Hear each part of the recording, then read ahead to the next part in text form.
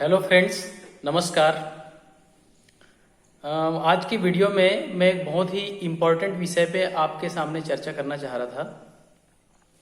वो विषय ऐसा है कि अभी हाल ही में सोशल मीडिया के माध्यम से, न्यूज़पेपर के माध्यम से या टेलीविज़न के माध्यम से आपको एक खबर मिली होगी कि भारत में 23.9% जीडीपी में गिरावट आई है।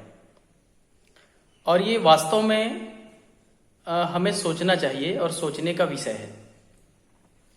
मैं इसकी पृष्ठभूमि की बात करता हूँ, आज से 4-5 महीना पहले की बात करता हूँ, क्योंकि 22 मार्च 2020 को जनता कर्फ्यू के बाद 24 मार्च 2020 को भारत में लॉकडाउन की घोषणा की गई थी। और लॉकडाउन 1, लॉकडाउन 2, लॉकडाउन 3, लॉकडाउन 4 के बाद स्थिति कुछ सामान्य हुआ था। अब ये लॉकडाउन क्यों किया गया था, आप सबको पता ही है कि एक वैश्विक महामारी कोरोना, जिसके चपेट में आज भी पूरी दुनिया है, उन चपेटों से बचने के लिए और अपने आप को सुरक्षित रखने के लिए सरकार ने एक बहुत ही अच्छी पहल की थी और लॉकडाउन का उन्होंने घोषणा किया था। उस लॉकडाउन का घोषणा का अर्थव्यवस्था पे बहुत ही बुरा असर पड़ा, और सिर्फ भारत ही नहीं, दुनिया के अन्य देशों पर भी इसका बहुत ही बुरा असर पड़ा है।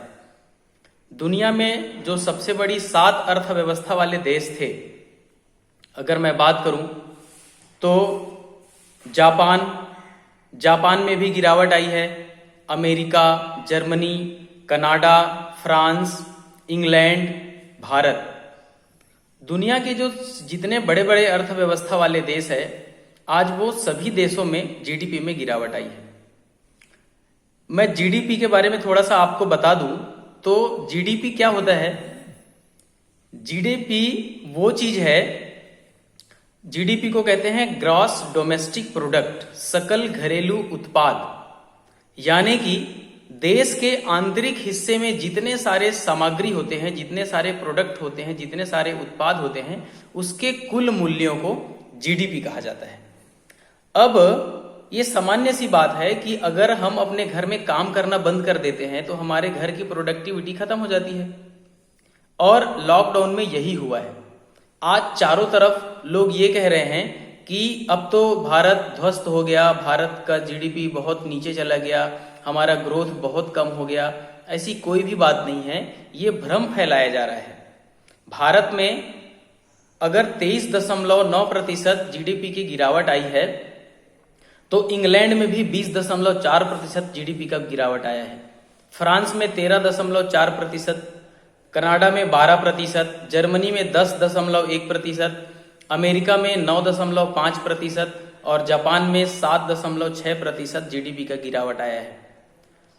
साथियों, मैं इन सभी देशों के साथ भारत को ऊपर में इसलिए रखना चाहता हूं क्योंकि भारत एक ऐसा देश है जिसमें इस दुनिया भर के लगभग 17% आबादी रहती है।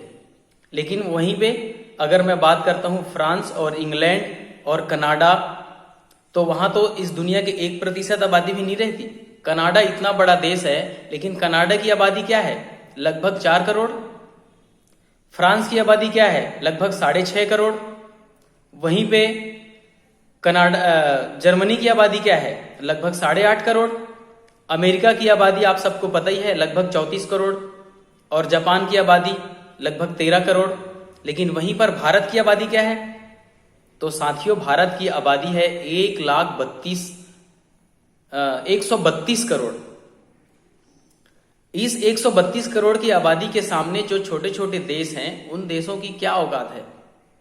और कहीं न कहीं अगर हमारा जीडीपी गिरा है तो ये अप्रैल से लेकर के जून तक की जो तिमाही है उसका ये रिपोर्ट है, न कि अब तक का। जैसे हमारा अनलॉक की प्रक्रिया शुरू हुआ, हमारा जीडीपी वापस ग्रो करना शुरू कर दिया था। तो मैं आपको ये बताना चाह रहा था कि वर्तमान में जो सोशल मीडिया के माध्यम से जो अफवाहें चल रही है, वो अफवाह पूर्ण रूपेण गलत है। इस कोरोना महामारी से बचने के लिए जो लॉकडाउन किया गया था, उस लॉकडाउन के वजह से पूरी दुनिया की अर्थव्यवस्था नीचे गई है, सिर्फ भारत का ही नहीं। लोग भारत में ढोल बजाने लगे हैं कि भारत की सरकार ऐसी, भारत की सरकार वैसी। साथियों, सिर्फ सरकार ही कुछ नहीं कर सकती, हमें भी जागरूक होना पड़ेगा और हमें भी जीडीपी को ग्रोथ करने के लिए हमें भी वर्किंग होना पड़ेगा और अपने काम की ओर हमें ध्यान देना पड़ेगा, न कि हल्ला गुल्ला करना पड़ेगा। ठीक है साथियों, बहुत बहुत धन्यवाद। अधिक से अधिक इस वीडियो को शेयर करेंगे ताकि जो अफवाह है उससे हम बच सके। धन्यवाद।